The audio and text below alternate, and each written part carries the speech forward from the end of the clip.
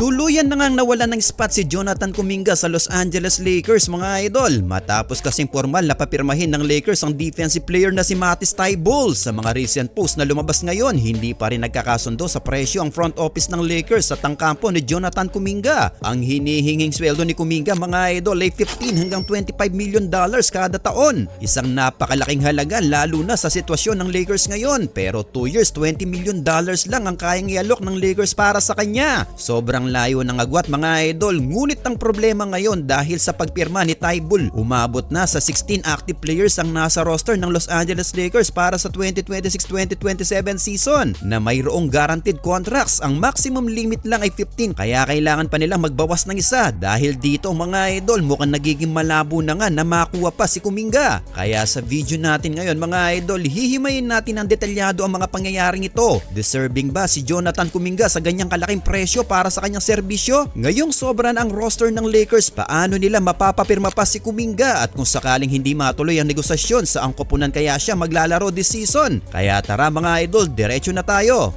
Well, unahin muna natin ang pinakabagong addition sa koponan ng pagpirma ni Matisse Thybulle. Ayon sa recent reports, nagkasundo si Thybulle at ang Los Angeles Lakers sa isang 1-year $3.3 million contract. Sa unang tingin, napakalaking steal nito para sa Lakers. Bakit? Dahil galing si Thybulle sa isang malaking 3-year $33 million contract kasama ang Portland Trail Blazers. Kung maalala ninyo mga idol, ang kontratang ito ay original na isang restricted free agent offer mula sa Dallas Mavericks noong 2023 na tinapatan o minatch ng Blazers. Panahon pa noong kasama ni Luka Doncic si Thybulle sa pagpirma ng offer sheet na yon. Pero bakit bumagsak sa 3.3 million ang value ni Thybulle? Dito papasok ang usapin sa kanyang kalusugan. Na-miss ni Thybulle ang halos kabuuan ng 2024-2025 season mga idol. Dahil yan sa right knee tendinopathy. Isang injury na talagang nagpabagal sa kanyang career. Nakabalik siya last season 2025-2026 pero nakapaglaro lang siya ng 30 games para sa Blazers. Sa kabila ng limitadong playing time, nag-average pa rin siya ng 5.8 points, 2 rebounds at ang pinakamahalaga 2 steals per game. Isa pa rin siya sa mga pinakamahuhusay na wing defender sa liga mga idol. Well, bukod sa kanyang depensa, na-develop na rin niya ang kanyang catch and shoot threat noong nasa Portland siya. Kaya para sa $3.3 million, isang low risk high reward move ito para kay Rob Pelinka sa Lakers. Kailangan ng Lakers ng point of attack defender at si Thybulle ang eksaktong sagot dyan mga idol. Pero dito nagkakaroon ng malaking problema ngayon mga idol dahil sa pagpasok ni Thybulle, ang Lakers ngayon ay mayroon ng 16 players na may guaranteed contracts. Well, malinaw ang patakaran ng NBA mga idol. 15 standard contracts lang ang pwedeng dalhin ng isang team papasok sa regular season. Hindi kasama ang mga two-way contracts dito mga idol. Well, ano ang ibig sabihin nito para sa Lakers? Kailangan nilang gumawa ng additional roster maneuvers bago magumpisa ang season. Kailangan nilang mag-trade o mag-waive ng isang player. Ang pag-waive ng player na may guaranteed contract ay nangangahulugan na babayaran pa rin nila ang sweldo nito. Napapasok naman bilang dead cap space at lalo silang mababaon sa luxury tax apron. Kaya ang pinakalohikal na hakbang ay isang trade. Kaso mahirap mag-trade kung wala kang ibibigay na magandang asset. Ang roster crunch na ito ang pangunahing rason kung bakit ang pagkuha kay Jonathan Kuminga ay tila naging isang malaking pangarap na lang mga idol. Wala na silang cap space, wala na silang roster spot at hirap na silang gumalaw. Ngayon pag-usapan natin ang main event ng ating video, ang napakakomplikadong sitwasyon ni Jonathan Kuminga. Ayon sa mga recent reports, tuluyan na nag-stall o natigil ang talk sa pagitan ng Lakers at ang kampo ni Jonathan Kuminga. Bakit? Dahil milya-milya ang layo ng gusto nilang mangyari sa aspeto ng pera mga idol. Gusto ng Lakers si Kuminga, walang duda dyan mga idol. In fact, late June pa lang ay nagpakita na sila ng interest dito. Pero the team has shown little motivation na magbitaw ng significant drop capital para gumawa ng isang sign and trade deal para makuha siya.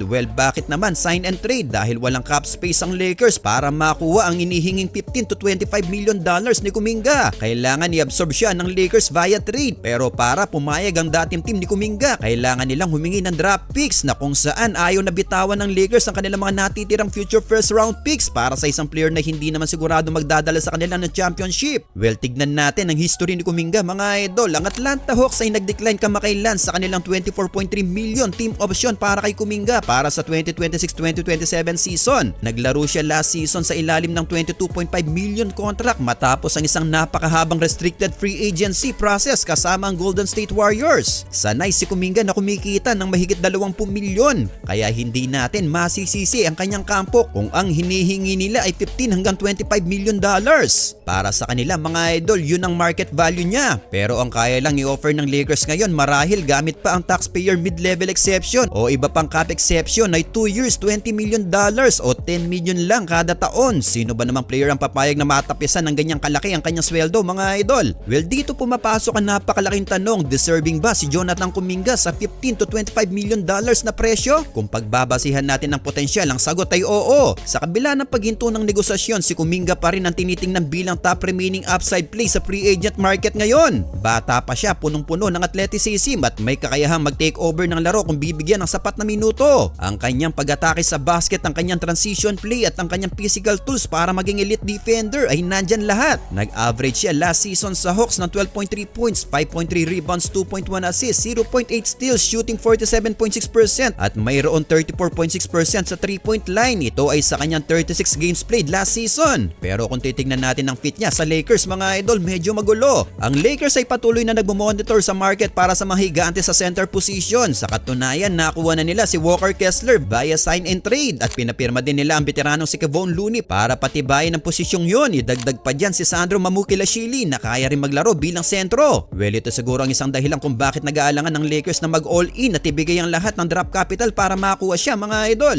Ngayong sobra na ang roster nila at kulang sa budget. Paano nila mapapapirma pa si Jonathan Kuminga? May tatlong posibleng paraan mga idol, pero lahat ito ay long shots o malabong mangyari. Unang paraan, kailangan pumayag ni Kuminga na kumuha ng napakalaking pay cut o diskwento para lang maglaro sa Lakers. Patunayan ng kanyang sarili at umasa ng mas malaking kontrata next year. Papayag ba siya sa 10 million a year? Mahirap, pero nangyayari ito minsan sa mga players na desperadong i-rebuild ang kanilang value. Ikalawang paraan, isang massive multi-team trade. Kailangan i-trade ng Lakers ang ilan sa kanilang mga guaranteed contracts, siguro kasama sina Dalton Knecht, Jaden Hardy o Jake LaRavia. Ito ay para magbukas ng sapat na cap space o para i-match ang sweldo ni Kuminga sa isang sign and trade. Ngunit dahil ayaw nga magbigay ng draft capital ng Lakers, sinong team ang papayag na kunin ang mga kontratang ito kapalit ng wala? Ikatlong paraan, hihintayin ng Lakers na tuluyang matuyo ang market value ni Kuminga mga idol. Ibig sabihin, kung walang ibang team na mag-o-offer sa kanya ng malaking pera, baka mapilitan na siyang tanggapin ng lowball offers ng Lakers. Pero wag tayong masyadong umasa na makukuha pa siya ng Lakers mga idol dahil may isang malaking threat na nakaabang. Kung sakaling hindi matuloy ang negosasyon sa Lakers, ang kupunan pupunta si Kuminga. Ang sagot sa Cleveland Cavaliers. Well, ayon sa mga league sources, ang Cavaliers ang kupunang pinakamadalas na i-connecta kay Kuminga bukod sa Lakers. May cap flexibility ang Cavs at naghahanap sila ng athletic wing na pwedeng ipare sa kanilang backcourt. Pero may isang malaking catch mga idol, naghihintay pa ang Cavaliers ng desisyon mula kay LeBron James bago sila tuluyang mag-pivot o lumipat kay Kuminga. Yes mga idol, tama ang narinig ninyo. Nakatali ang kapalaran ni Kuminga sa magiging akbang ni LeBron James. Kung sakali magdidesisyon si LeBron, doon pa lang kikilos ang Cleveland. Kung hindi nila makuha ang kanilang target, malaki ang tsansa na ibuhos ng Cavaliers ang kanilang pera kay Kuminga na madaling tatapat sa inihingi niyang 15 to 25 million dollars. Kapag nangyari yon mga idol, tuluyan na talaga magpapaalam ang Lakers sa pangarap nilang makuha itong si Jonathan Kuminga. Well, sa kabuuan mga idol, nandito ang Lakers sa isang napakagulong sitwasyon. Maganda ang nakuha nilang si Matisse Thybulle, isang elite defender sa halagang barya lang kung tutuusin. Nakuha rin nilang kailangan nilang size sa pagdating nila Walker Kessler at Kevon Looney. Ngunit ang pangarap na makuha si Jonathan Kuminga ay unti-unti nang naglalaho dahil sa kakulangan sa pera, kakulangan sa roster spot at ang pag-ayaw nilang isugal ang kanilang kinabukasan sa pamamagitan ng mga draft picks. Well, kayo mga idol, tingin nyo ba ay deserving bigyan ng malaking sweldo si Jonathan Kuminga?